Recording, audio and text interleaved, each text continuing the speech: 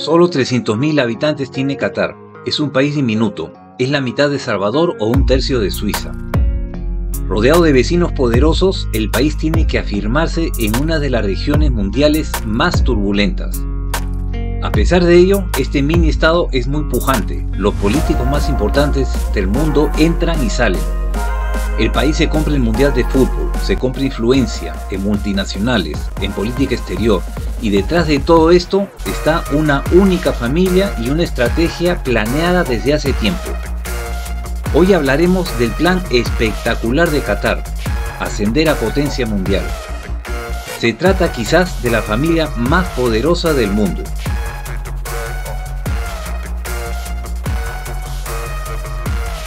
Qatar es súper rico, se construye una isla artificial, tiene petróleo y tiene el campo de gas más grande del mundo. Y con este dinero se compran todo en su ascenso hacia arriba. Pero uno se pregunta, ¿a quién le pertenece toda esta riqueza? Para entender a Qatar tenemos que adentrarnos en la familia que lo gobierna, los Al Thani. Ellos son una familia beduina que hace siglos se instaló y se impuso a otras en esta parte del mundo. Y ellos son los que gobiernan a través del emir. Esta familia regula en Qatar todo. Esto significa que cada posición importante de este país es dirigida por un Al Thani. Esta es una familia inmensa. Hay cálculos que varían desde los 10.000 a los 70.000. Dirigen a Qatar como una grandiosa empresa familiar.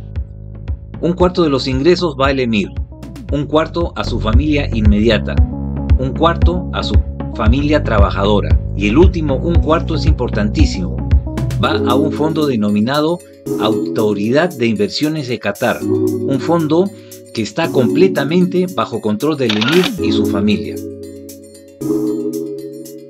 Actualmente esta cuenta abarca, agárrense bien, 460.000 millones de euros. Para darse cuenta aproximadamente cuánto es esta suma, Elon Musk podría comprar con ello 10 veces Twitter y aún tendría un par de miles de millones de sobra.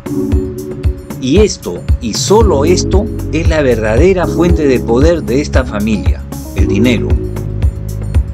Con ello se adjudica influencia en todo el mundo y se compra la felicidad, también a su población.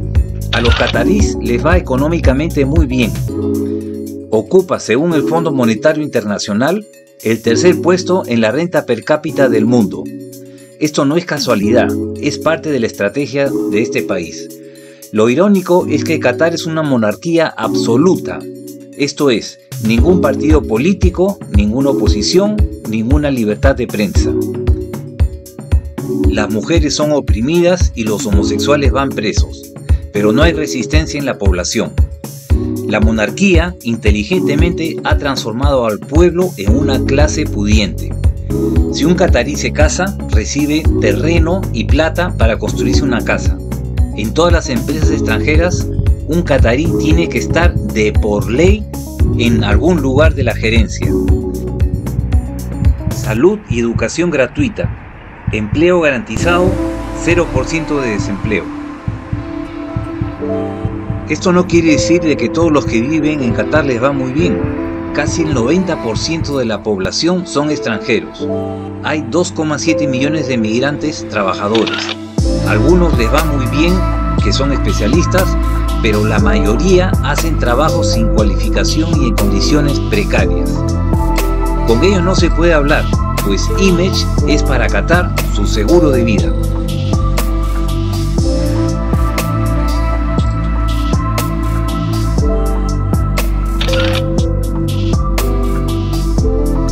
Su imagen tiene este país tres estrategias.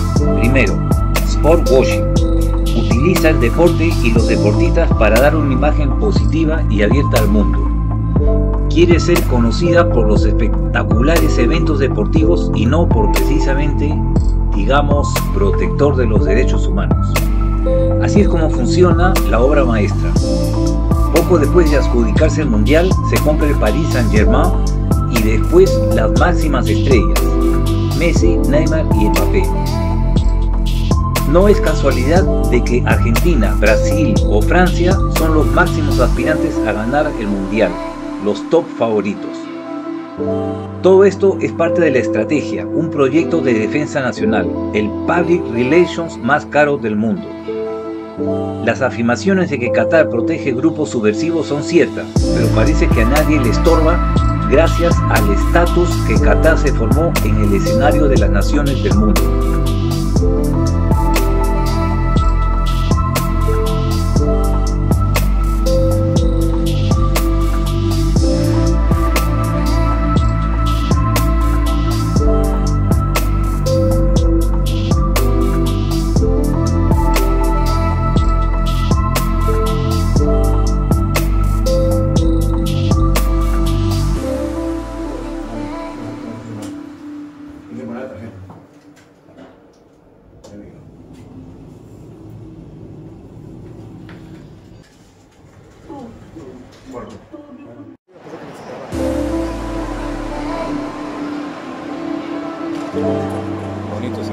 Segundo, soft power, que no es otra cosa que su doble moral en la política mundial, ya que mantiene contacto con grupos subversivos y por otra parte una excelente relación con Estados Unidos, a la que concedió la principal base militar de USA en Oriente Medio.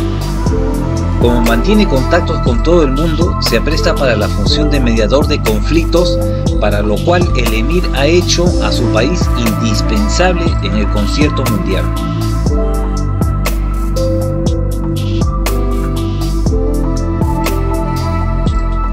Tercero, el plan B de Qatar. Qatar invierte espectacularmente en multinacionales de todo el mundo. En el caso de que algún día no se utilice la energía fósil, ha invertido en la marca Volkswagen, Siemens, Deutsche Bank. Es el mayor inversor en oficinas en Estados Unidos, en Londres. Gran parte de la ciudad le pertenece a Qatar. Oficinas, apartamentos, hoteles. Es uno de los principales accionistas de Iberdrola, Barclays, Tiffany, Shell y un largo etcétera, etcétera. De este modo se asegura su futuro a través de dividendos espectaculares. Así la familia Al Thani ha cementado la influencia de Qatar en el mundo por decenios. Para recordar, este país es la mitad de El Salvador y se puede afirmar no solo en Oriente Medio, sino en todo el mundo.